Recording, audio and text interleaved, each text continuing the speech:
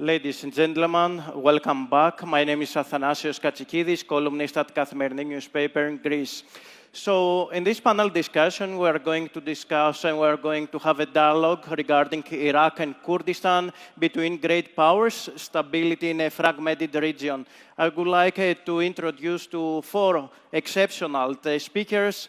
His Excellency, Mr. Ahmet Davutoglu, former Prime Minister of Turkey, former Minister of Foreign Affairs, and a leader of the Future Party. Welcome, Your Excellency. Thank you. Thank you very much. Mr. Peter Galbraith, former Deputy Special Representative of the Secretary General of the United Nations to Afghanistan. Welcome. His Excellency, Mr. Omar Ali Sheikh Mus, founding member of the Patriotic Union of Kurdistan. Welcome, Your Excellency. Thank you very much. And also Mr. Francois Heisbourg, Special Advisor. You're going to correct my French language. It's a Fondation pour la Recherche Stratégique. Bravo.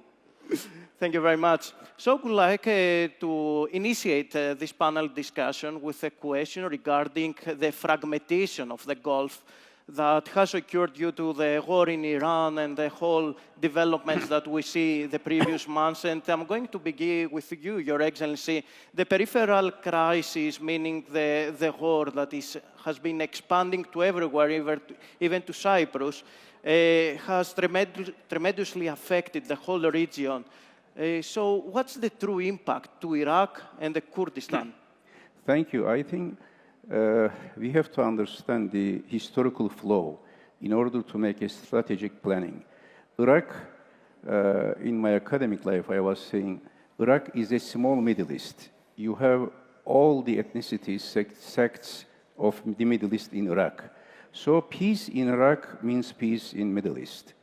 And in Iraq, we had two critical stages in the last 35 years or 40 years. Now we are at the third stage. The first one is Gulf War, when Saddam invaded Kuwait. Everything has changed, and Iraq has been, Iraqi-Iranian war after that, an era of sanctions as well as Saddam's dictatorial massacres against Aleppo, etc. The second was after the American intervention in 2003, where Iranian-American influence, they were knowing each other and they were balancing. Iranians were knowing that American presence in Iraq is there. It is a reality.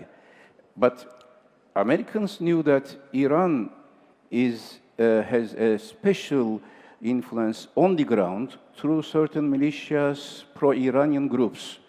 Now this era is ending. And it is a great chance for Iraq and also for Kurdistan region to re-establish a new political framework for the future of Iraq. And now the national belonging to Iraq. At the end of the day, nation states can be sustainable only if there is a sense of belonging, a common sense of belonging. Now, if yesterday Brother Bafel made a very good statement, Iraq might be the winner of all these conflicts or might be the main loser. I think Iraq might be the winner.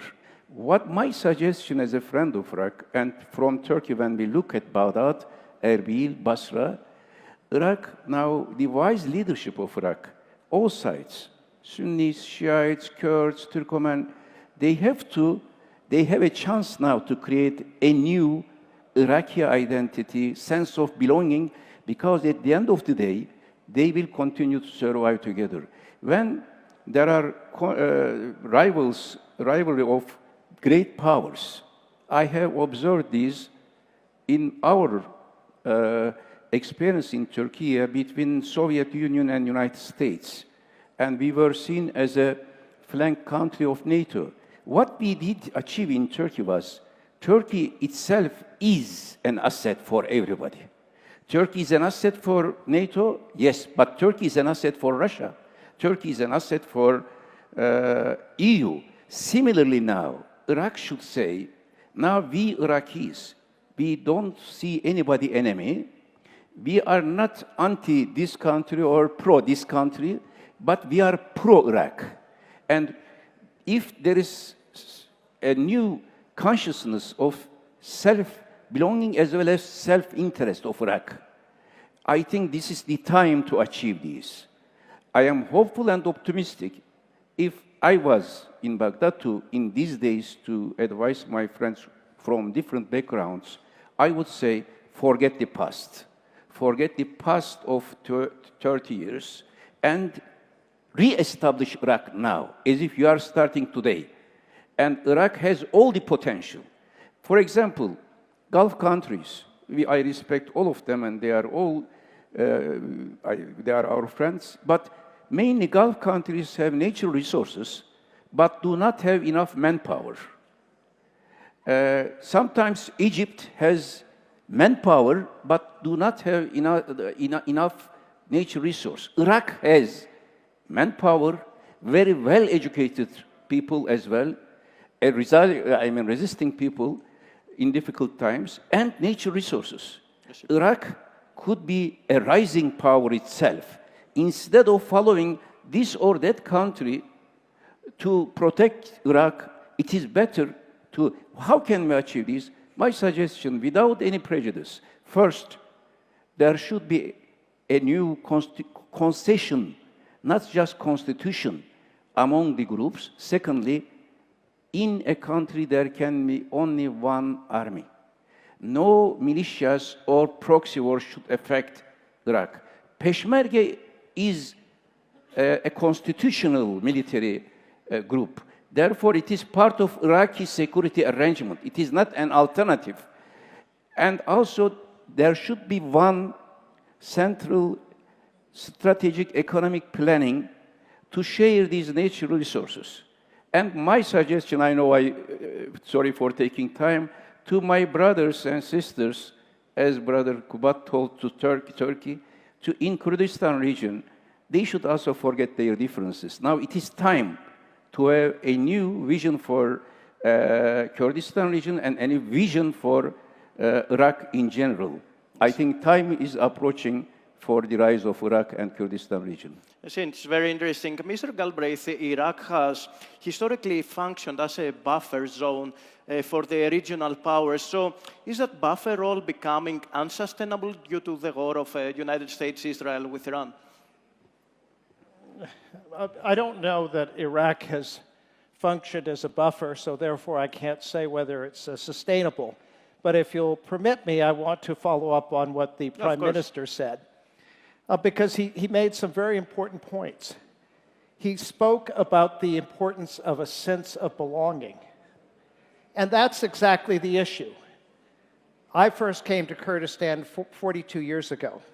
And I come all the time. In my entire time, I have never met a single Iraqi Kurd who says that he would prefer to be part of the country of Iraq to being a citizen of an independent Kurdistan.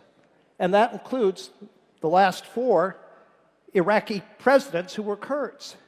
When I wrote a book called The End of Iraq, and I was staying with President Jalal Talabani, and I gave him a copy of the book, and I said, well, you're president, you can't really put this book up. And he said, why not?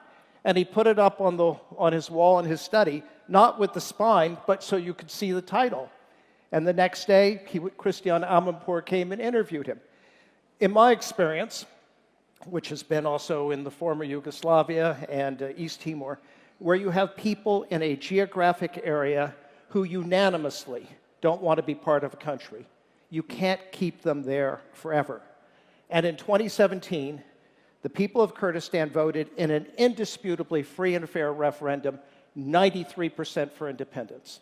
And that sentiment hasn't changed. And that's the fundamental problem of Iraq. So, if you will permit me to say, what is it that alienates people? Well, the history is so long that it can't be undone. But one of the things that happens in these situations is where people feel they're treated unfairly. And the problem here is that the Constitution, which basically made Iraq not a federal state, but a confederal state, hasn't been implemented. In what ways? First, there's supposed to be a block grant. 13% of the oil revenues by population should come to Kurdistan. Kurdistan decides. They don't pay. There should be a Supreme Court. We had a federal judge here who said he was the federal judge of the Supreme Court. But that isn't the Supreme Court. The Supreme Court's supposed to be established by law. It never was. There's supposed to be a second chamber, like any federal system, to represent the regions and governorates. That was never set up. So there's a sense here that they've been treated unfairly. Why? Because they have been treated unfairly. So I think it's going to be very hard to overcome that. Now, I understand the regional issues here, but I will say, I'm going to quote the former president of Turkey, actually, the last dictator, Kenan Evren, and he said, of course there's going to be an independent Kurdistan, and we have to get used to it. Yeah. Your Excellency, Mr. Seymour, the past few days we are experiencing the transformation of the region. We are experiencing the values of the Kurdish people. You have witnessed this whole transformation from the beginning. So I would like to delve deeper. What was the greatest achievement of the Kurdish region?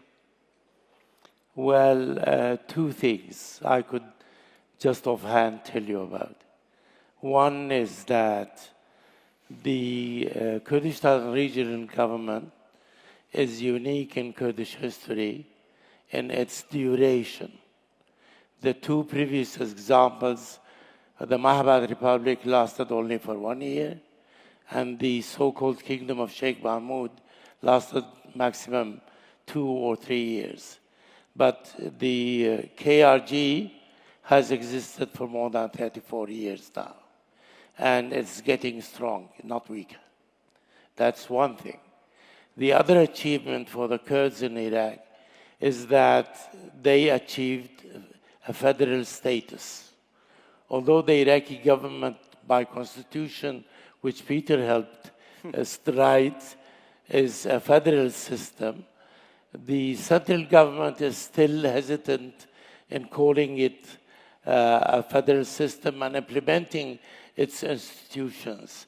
But the Kurds are insisting on the federal character of the Kurdish administration. And this has become part of their historical dreams in fulfilling some of their national aspirations. They are also becoming an example for Kurds and other parts of Kurdistan to imitate. These two achievements are, as I said, unique. The other thing is that they are prosperous. They were lucky. Not only there was oil and gas in Kirkuk and Khanaqin and Ain Zala, but suddenly they found oil and gas in many other places that were outside the control of the government. So this has led to an economic boom in Kurdistan. I mean, if you look, I remember Peter wrote a report about the destruction of villages and small towns in the 80s for Senator Claiborne Pell, and he knows what had happened to Kurdistan. I was at the mountains, and I saw the level of destruction in the Kurdish areas that Saddam Hussein had carried out. I mean, the country was like a no man's land as far as infrastructure, countryside, agriculture, everything. Now it competes with some regions of Southern Europe as far as level of standards and economic activity is concerned. So these achievements are great. Then there is another aspect which is very important. Relatively speaking, Iraqi Kurdistan is much more secure compared to other areas in Iraq and in some other neighboring countries. This security and this atmosphere of giving possibilities to international economic actors to come and invest in the Kurdish areas is actually helping the Kurdish region to develop even more. The only shortcoming is, as usual, we are shooting ourselves in our foot. The shortcomings are due to disagreements and inner fighting. You see, Mr. Hesburgh, I would like to engage Europe into this. European policymakers often describe Iraq as strategically important, but not strategically central. So does it reflect as a strategic blind spot of, on how Europe understands the whole Middle East? If this session were to end in 10 seconds, the answer would be yes. But the longer answer will be the following. Europe's interest, and I speak here in terms of interests more than anything else, vis-à-vis Iraq in general and vis-à-vis Kurdistan in particular, has gone through 3 phases. First phase was in the 90s, and it was very much dictated by issues of regional and global order, the duty to intervene. The famous speech by Bernard Kouchner at the UN Security Council relating to the need to intervene in Kurdistan in particular. This was followed by Operation Provide Comfort, in which Turkey, the United States, France, Britain, Australia, Netherlands, Belgium, European countries for a large part intervened successfully. This was also an age in which names like Barzani or Talabani became household names in Europe, very popular. Peshmerga was a compliment, it was not a problem, whether constitutional or not. But that was another epoch. Power distribution in the world makes this entirely impossible, including notably the weakening of the power distribution relating to Europe. This age is over, and the language of values which was prevalent at the time is no longer part of the story. The second episode, which has not ended, goes back 10, 15 years, and that is the European interest was basically related to counterterrorism on the one hand, and as you know, this continues. You still have French forces in particular in this area. One of our soldiers was killed by a drone a few weeks ago in the base of Kalakara near Erbil. This goes on. It's not as acute as it was in the heyday of Daesh, but it's still a concern. And the other concern was and is immigration. And this became particularly acute a few years ago when Belarus and Russia tried to instrumentalize the flying in of Kurds from Erbil to Minsk in order to force the Polish border, provoke illegal immigration on a massive scale. That did not work, by the way. And that concern, of course, is one of the major political concerns that we have in Europe, not vis-à-vis Iraq and Kurdistan in particular, but in general immigration in Europe, as in other parts of the world, is a hot button issue. Now we're in the third episode. The third episode is about the Iran war. And the Iran war on the one hand, but also power distribution around Iraq. Turkey and the Mediterranean, Armenia and the Caucasus. And indeed, Iraq and Kurdistan are mercifully a blind spot. I say mercifully because this is rather like a hurricane. The Iran war is a hurricane. You are in the eye of the cyclone. You're in the eye of the hurricane. And you want to stay in the eye. You don't want to get into the hurricane. This has been done, I think, with some degree of success, both by Baghdad and by the Kurdistan regional government. Whether this will continue to be the case is another story. But this has a corollary. You are in the middle of it, but you are not of it. You are not of it in a nasty sense, but you're not of it in a different sense. You're not the middleman. You're not the Pakistan of the Iran war, if I can put it that way. I heard stuff yesterday from the podium which struck me as being maybe overly optimistic as to what could be achieved by Kurdistan in terms of playing a mediating role. I don't think that's part of the picture. Similarly, I've heard strong words about being a hub, about being interconnected. No, the interconnectivity is not there. You have no connectivity, little connectivity with Iran, which sort of makes sense given the circumstances, but you also have little connectivity with Turkey. That's the price which has to be paid for being a blind spot. What Yes. Europe can do about it, what it usually does, listen, try to understand what is going on, be helpful where help is sought, and provide the wherewithal necessary. But European ambitions, because of the nature of these interests, is going to be limited vis-à-vis the region. But I'll end on this. The episode of the 90s, which saw the birth of KRG and the stabilization of the situation in this part of the world, this has actually left a lot of goodwill in terms of popular opinion. Kurdistan is a positive word. It has a positive resonance in France and in other European countries. That is something which should be nurtured and should be taken into account. Yeah. Before we expand this conversation more outside of the borders, I would like to return back inside to the internal politics. Mr. Sheikh Mousse, the Kurdistan region's stability has often depended on the internal cohesion with external pressures. Which of these challenges concerns you more today? Well, actually, both of them. Both of them in the sense that the neighboring countries do infringe on their sovereignty. They interfere quite a lot.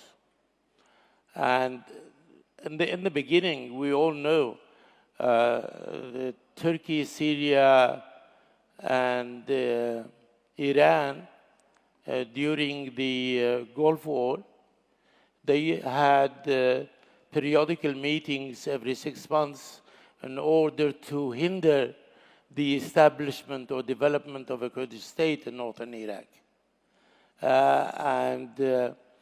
It has been accepted only after a number of years as a de facto structure that has stayed and functioned, and now they are dealing with it economically, trade-wise, and politically as well.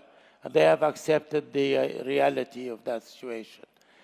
This intervention from outside forces, I'm not going to put the blame and act typically as every other Middle Eastern politician by blaming the world for our ills, but unfortunately, the neighboring countries are playing a certain role in the instability that exists in Iraq, Kurdistan.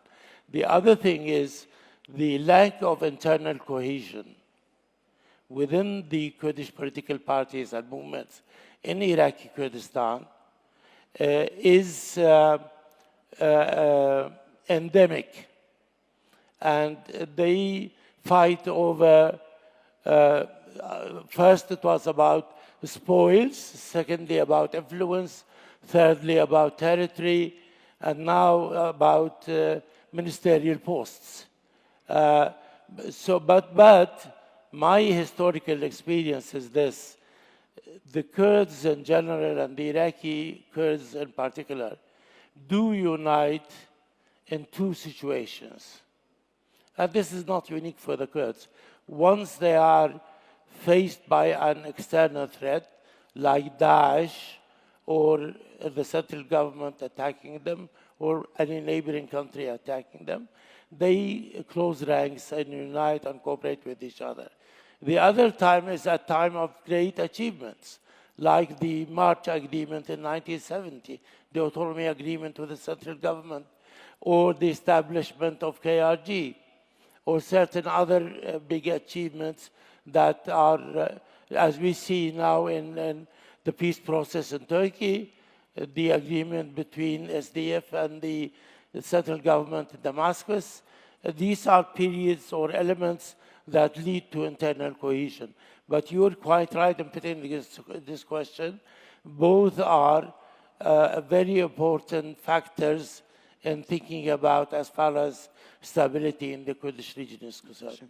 Mr. Galbraith, the Kurdistan region has survived wars, the ISIS economic crisis, and even the political disputes with Baghdad. So, in your view, what is the biggest misconception, strategic misconception foreign governments still have about the KRA?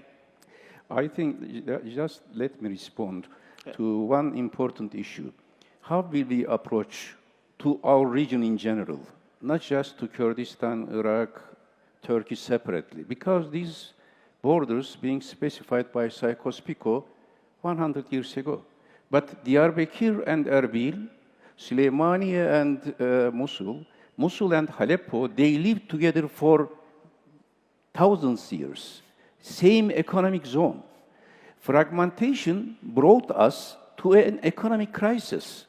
The natural hinterlands of these cities have been lost. Now, we have to get lesson from the others' history and from our own history. Your concept buffer zone.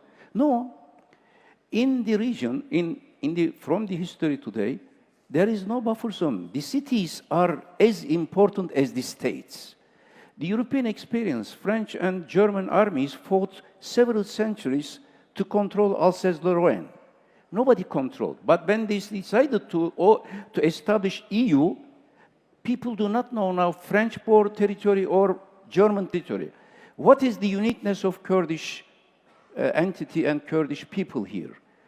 Either we will create some new states, fragmentation, Iraq will be divided, Syria will be divided, Lebanon will be divided, assuming that each ethnicity will have a state, okay. But this means prolonging civil wars. Iraq, how will you separate Mosul, Kurds and Arabs, or Kirkuk, or in several? At least in Iraq, you have a KRG, an entity. This is one vision. My vision is, in our region, the territories are like very badly built building. Either you will reshape this building, or you will take one stone out of this thing. This solution, where is the solution? Yesterday, I was very impressed. I think Brother Bafel and also Brother Kubat mentioned why Kurdish young generation is multilingual. For example, if you go to Turkey, people do not speak Arabic. Many people do not speak Kurdish. But in Slemani, if I will go to the market today, this evening. This is my habit in Slemani. They speak to me Turkish. If an Iranian comes, they speak Persian. If there is an Arab, they speak Arabic. If there is a British or European, they can speak English. This is great asset.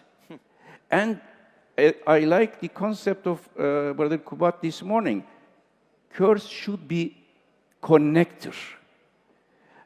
Kurds should be the escalator. Connector is important.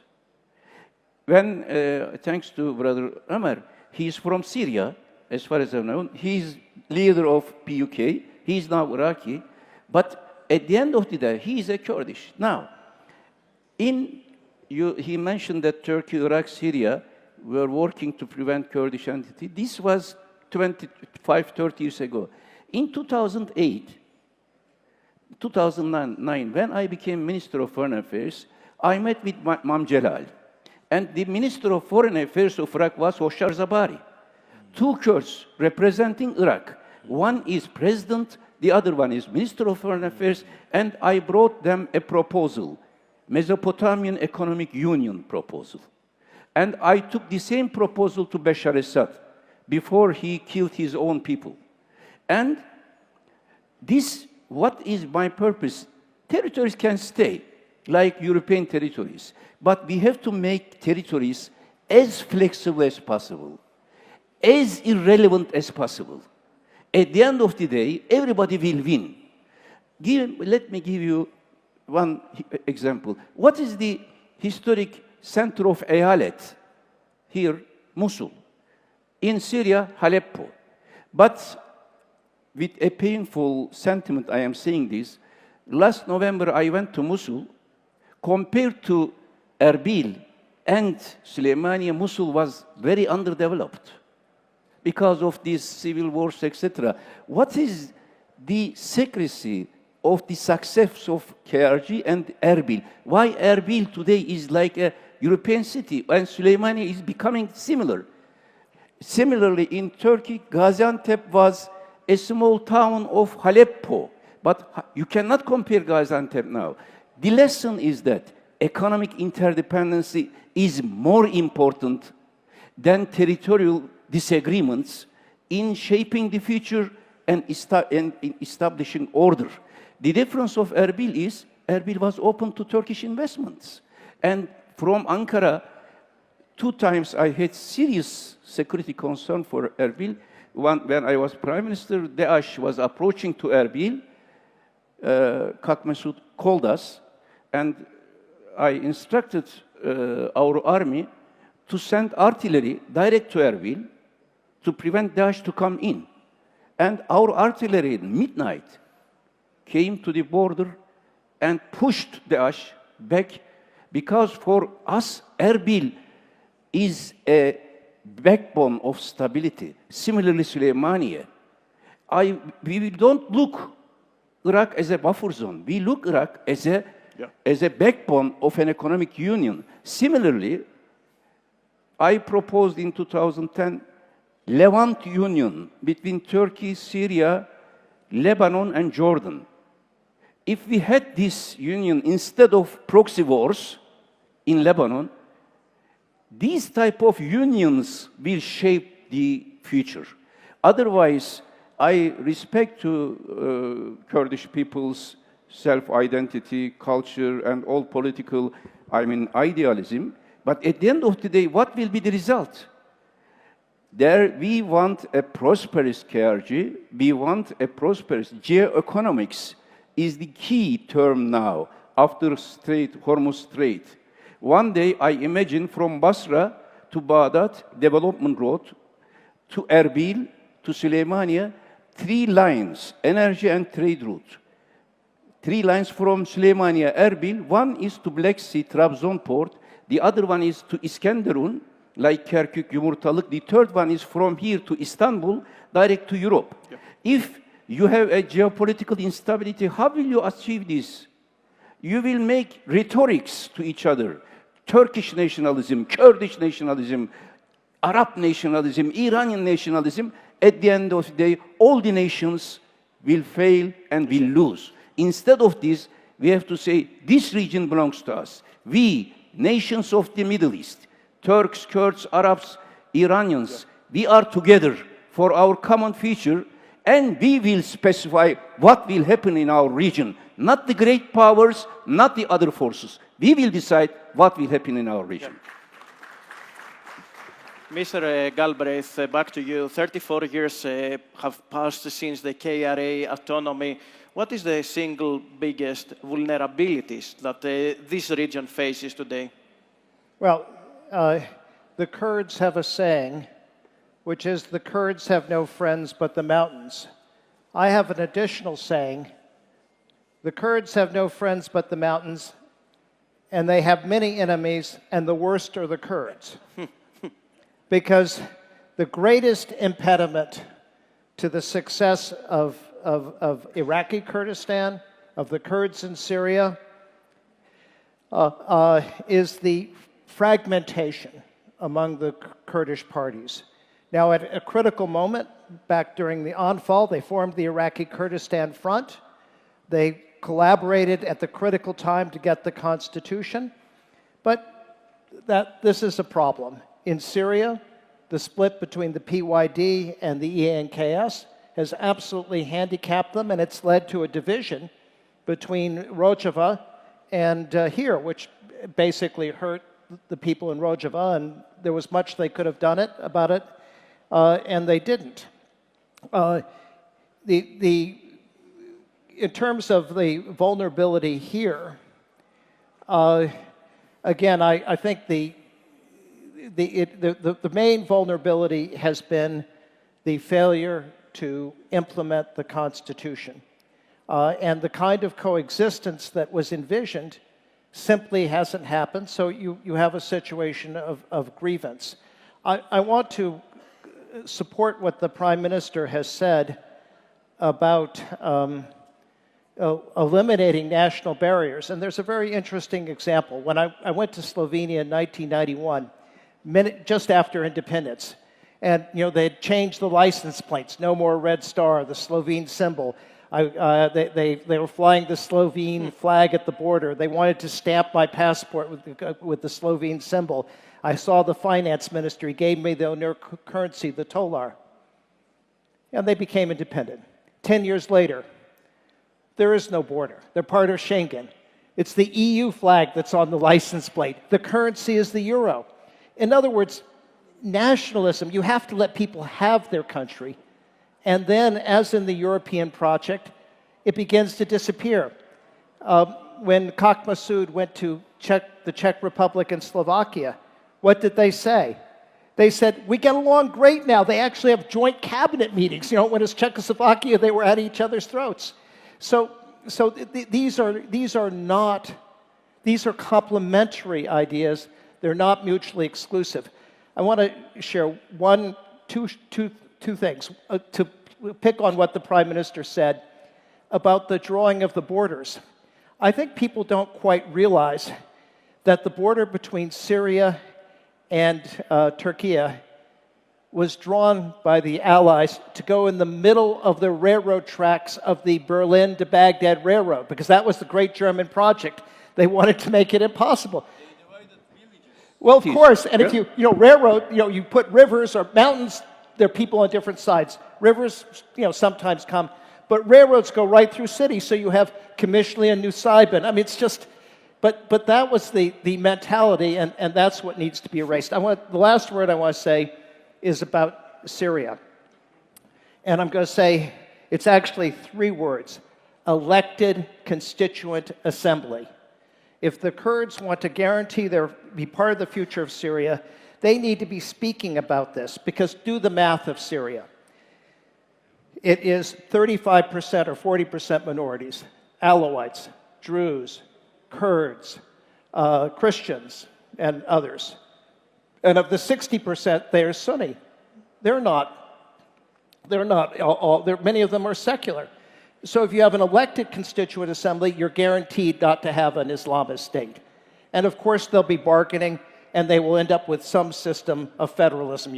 Whether you use that name or not, that's what you'll have. And it's a process that will ensure the unity of Syria rather than the current situation of a constitution which, and nobody's speaking about this, is being written by Shara and people appointed by Shara. So, Mr. Haysburg, if Europe wanted to become strategically relevant in Iran again, so what concrete steps are needed? Well, first of all, I greatly empathize with what the Prime Minister said, and I use my words, not his, but I don't think he'll disagree with them. Middle East without borders. Moyen-Orient sans frontières, if I can put it that way in French. But we ain't there yet, to put it mildly. We have the Iran war going on. And here, I would like to lay a marker. The war isn't over. We don't know what the terms of an eventual ceasefire or arrangement or peace treaty will be. But at the strategic level, which is not identical to the military level, Iran seems to be doing quite well for itself. It has discovered the power of Hormuz. It has discovered the goose that lays the golden eggs, and it is probably not going to let go. It certainly would take a lot for them to lose what is the functional equivalent of a nuclear weapon. That is what the Straits of Hormuz are strategically today. If that picture hardens into a permanent arrangement, then the question will be, what would that strategically relatively successful Iranian regime mean for the region? And it would have basically 2 strategic directions in which to go. Either to try to build up on its quite successful campaign against American interests in the Gulf monarchies, aided and abetted by American clumsiness, notably relating to Oman, which has been directly threatened by the President of the United States, which is sort of mind-boggling demonstration of, I don't know what to call it, incompetence, I guess.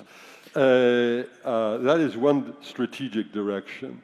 They may be tempted to play towards that, trying to build up on their power vis-à-vis the strategic orphans of the southern part of the Gulf, the monarchies, which have seen that the United States is not able to provide them with a functional security umbrella. The other direction is Iraq. How to try to improve Iran's situation, power, influence in Iraq. I don't know whether that will be the strategic direction. That's the one that I would watch. I was talking about hurricanes and cyclones earlier on. That is one which I would keep an eye on. That would have implications, of course, for Kurdistan. What those would be would take us too far. But here, of course, the European interest does come into play. Europe is as dependent on the Gulf as all other major industrialized economies in Europe and Asia are. And therefore, yes, the Europeans have reasons to not only keep an eye, but also to be present, as we are currently vis-à-vis our defense partners, for example, in the United Arab Emirates, where we currently have a number of French combat aircraft and French combat forces, as well as the major part of the French Navy in the Gulf of Oman. So that is to answer your question. Indeed. Mr. Sheikh Mus, looking the future, do you believe the current political model in Kurdistan is sufficiently adaptable to next generation's expectations? Well, before answering that, I wanted to remind my dear friend, Prime Minister Davutoğlu. We met at the Syrian Opposition Conference in Istanbul. And Your Excellency, you asked to meet the Kurdish representatives from Syria. I was one of them. Mm-hmm. And he asked us, well, what are your demands? And when we mentioned that we are asking for linguistic, cultural rights, political rights, and local self-governance, His Excellency said, well, we can live with that, we accept it. Of course. And no, I wanted to commend you. Of course. The other thing is that both Prime Minister and my colleague here, you mentioned something that I actually wrote about in 1992, and that was a new strategic vision for the Middle East. At the International Peace Research Association conference in Kyoto. And it was published in a book by Elise Boulding called Peace Building in the Middle East. The gist of the idea was a vision for the Middle East that looked like the European Union project for the whole of the Middle East, including Turkey, Iran, and Israel, with the Arab countries. Unfortunately, maybe the current war might undermine that possibility for the future, but I had presented there that one of the ways in getting Kurdish rights to self-governance and cultural rights and linguistic rights within such a greater union without changing borders, but within the unity that's similar to the European Union. And that's a way that one could look at it. But as far as future generations are concerned, I mean, there are so many challenges and developments, technological ones especially, like AI. It's affected by even the youngsters here in Kurdistan. You know that there is now a song in Kurdish, Wada or Haragule, has become an international trend. And people all over the world are singing in Kurdish. So the young generation in Kurdistan is affected by what is happening in the rest of the world. So I expect that the Kurdistan, and Khubat in his speech actually touched upon the subject. I mean, the new generation in the Middle East and in Kurdistan is not an island by itself. They are influenced by international trends, whether technological ones or cultural ones or otherwise. And I think that these youngsters will put pressure on their political system here and in Iraq as well to radically change the form of government that is being carried out at this level now. So, Your Excellency, I would like to conclude with you. We have members of the government, members of the parliament, and the exceptional audience here today. So what's your message to the Kurdish people? Yes, it's just I want to thank Brother Ömer to remind me that good memory. You know, it is interesting, in 2011, in my last meetings with Bashar Assad, April, then in August, 6 hours I discussed with him. I was seeing what it may occur. And one of the conditions, one of the suggestions I put on the table was, the first one, give identities to Kurdish people, give the right of Kurdish language to Kurdish people, do not isolate them, respect them. And second was, don't use military, use police force in the cities. As Peter mentioned, 65% Sunni, but all the high-rank officials of intelligence and army were Alawites. So don't send your army to the cities. They will be seen not as Syrian army. Now, same days, 2 days before that, I came to Erbil. Brothers from Kurdistan region knows. The name Kurdistan was a taboo in Turkey. And even the flag.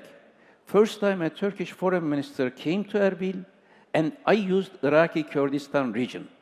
I am not scared of this. As Turkey now, everybody accepted, normalized this.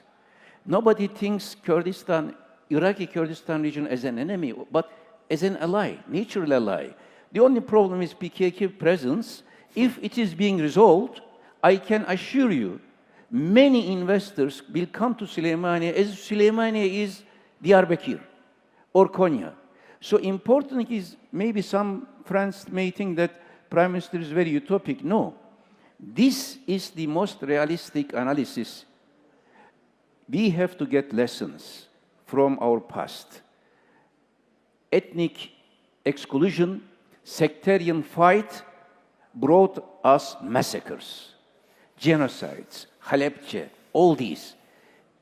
Now the only realistic way is just open the borders. Do not create new borders, but open your mind, open your economy, open your vision.